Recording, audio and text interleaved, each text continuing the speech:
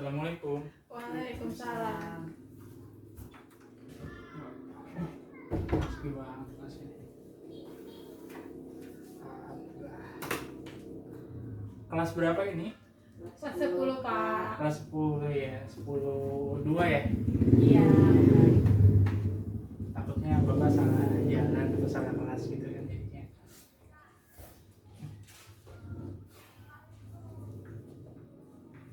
Gimana kabarnya anak-anak semua?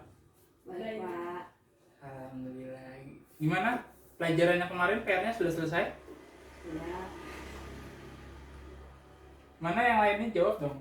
Pelajaran yang kemarin sudah selesai? Sudah, Pak. Sudah.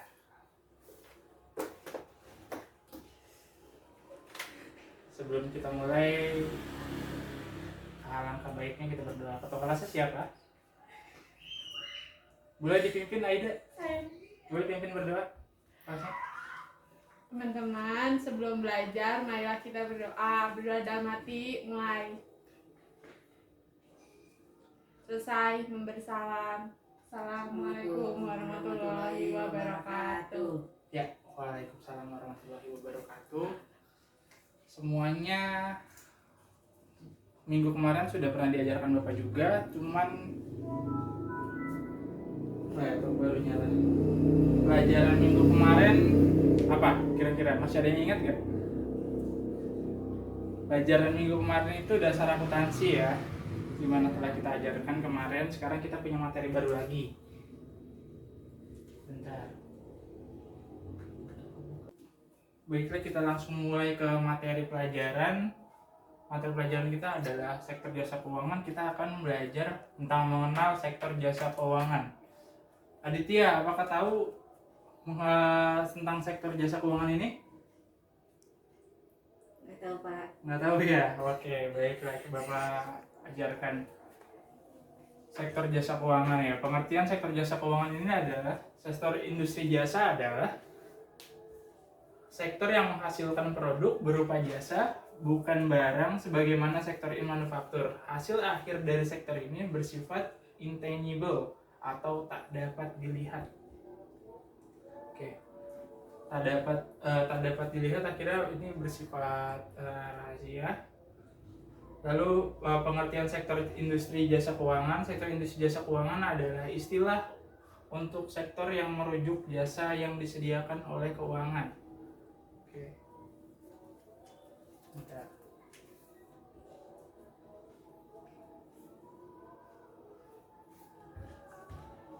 Ada yang tahu sektor jasa keuangan yang mudah kita temui? Yang gampangnya? Oke, baik Bang. Itu yang ke swasta ya. Iya, Pak.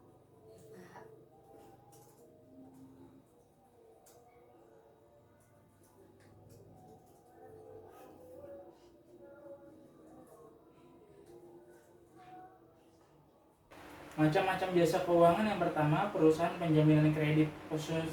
Perusahaan penjaminan kredit merupakan salah satu badan hukum yang bekerja pada bidang keuangan, di mana kegiatan pokok dari perusahaan ini adalah memberikan penjaminan kredit pada nasabah.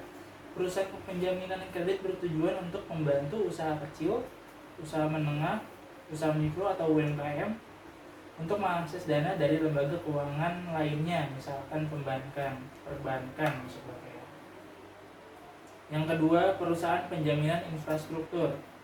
Perusahaan penjaminan infrastruktur merupakan salah satu bentuk perusahaan persero. Tujuan dari perusahaan ini adalah untuk memberi jaminan pada proyek-proyek yang bekerja sama dengan pemerintahan, namun badan usaha ini bergerak hanya di bidang infrastruktur yang dilakukan dengan cara menyediakan penjaminan infrastruktur.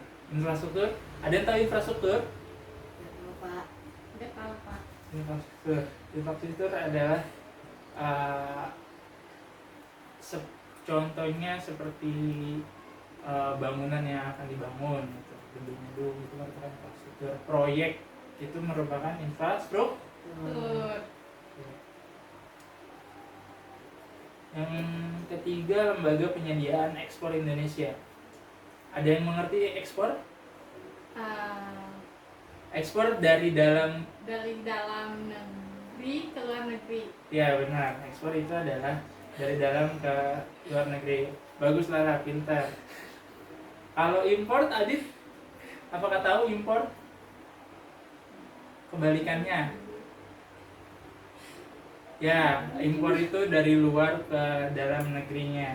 Jadi kita seperti memakai barang-barang branded atau barang-barang dari luar negeri itu asalnya pengertiannya istilahnya adalah barang ekspor, barang impor maksud Bapak. Ya, kalau barang yang dari produksi dalam negeri jajakan ke luar negeri itu adalah barang ekspor. Oke. Lanjut. Lembaga Penyediaan Ekspor Indonesia.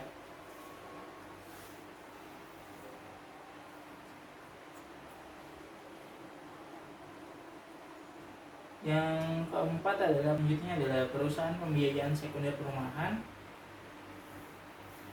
Tugas dari pendirian perusahaan ini adalah untuk menyediakan berbagai macam pembiayaan perumahan. Tujuan pembiayaan perumahan antara lain untuk meningkatkan kapasitas pembiayaan perumahan agar dapat dijangkau oleh masyarakat di berbagai kalangan.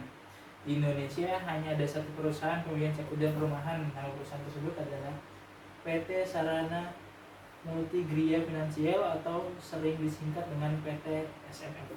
Bapak juga kurang tahu lokasi itu di mana. Selanjutnya adalah perusahaan pegadaian. Untuk mendukung atau meningkatkan program pemerintah melalui pegadaian, didirikanlah perusahaan ini untuk memberi kemudahan bagi usaha berskala mikro, kecil dan mikro kecil dan menengah dalam mencari pinjaman modal dengan bunga pinjaman yang tergolong kecil.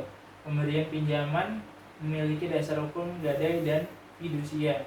Selanjutnya, Badan Penyelenggara Jaminan Sosial.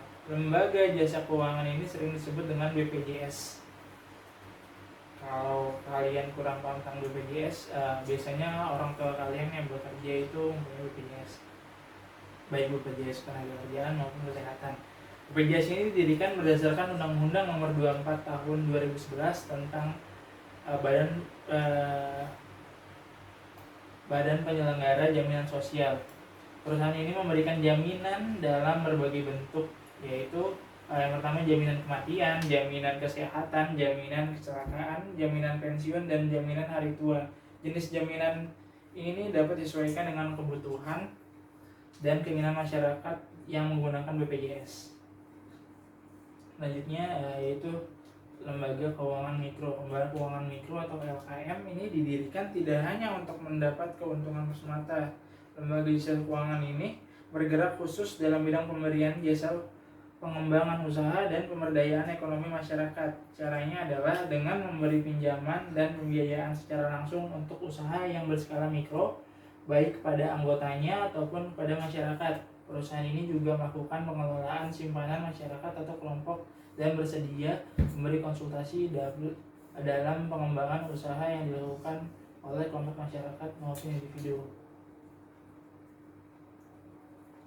Oke, yang pertama tadi adalah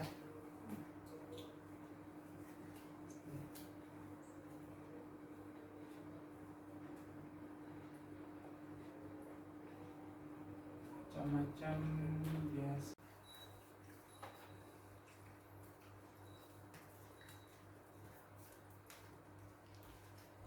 Oke, dari macam-macam jasa keuangan ini terdapat bagi menjadi 7. Boleh dibaca, Aida? Macam-macam jasa keuangan. Yang pertama, perusahaan jaminan kredit. Yang kedua, perusahaan jaminan infrastruktur. Yang ketiga, penyediaan ekspor Indonesia. 4. Pembiayaan sekunder perumahan. 5. Perusahaan pegadaian. 6. Penyelenggaraan jaminan sosial. 7. Lembaga keuangan mikro. Oke, ini adalah macam-macam industri jasa keuangan. Oke. Lanjut ke ciri-ciri entitas yang termasuk dalam sektor industri jasa keuangan. Yang pertama ini tidak memproduksi suatu barang. Selanjutnya, tidak memiliki persediaan bahan baku. Aktivitasnya lebih ke arah investasi. Yang keempatnya, mayoritas pengeluaran untuk membayar pegawai, lalu memiliki sumber pemodalan yang mayoritas dari modal sendiri atau investasi yang tidak memiliki bunga tinggi. Lalu yang terakhir, aktiva di neraca-nya mayoritas terdiri dari piutang kas aset tetap.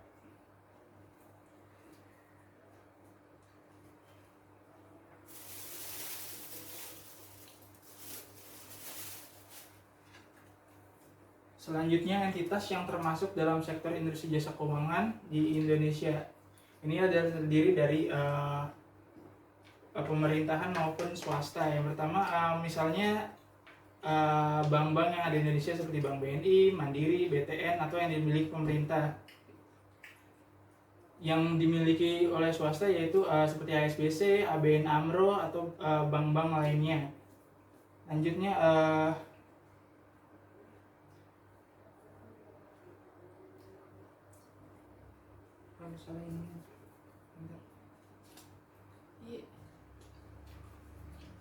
Oke, selanjutnya Bapak beri tugas.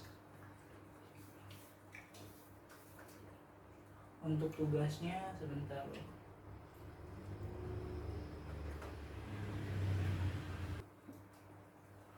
Tugasnya ada 4. Tugasnya ini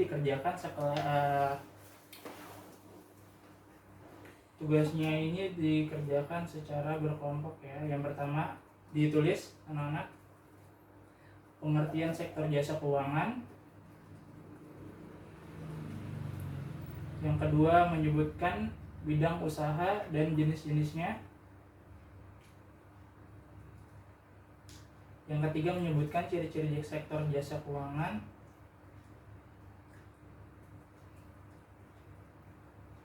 Dan yang keempat atau terakhir, tugasnya untuk hari ini menyebutkan institusi jasa keuangan.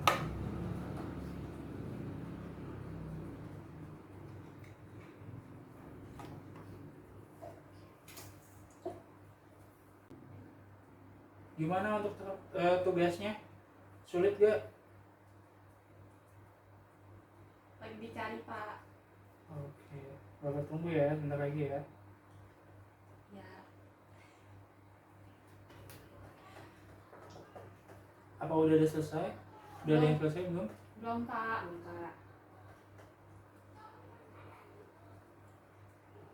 Baiklah, kalau begitu dibuat PR aja, dikumpulkan di pertemuan berikutnya.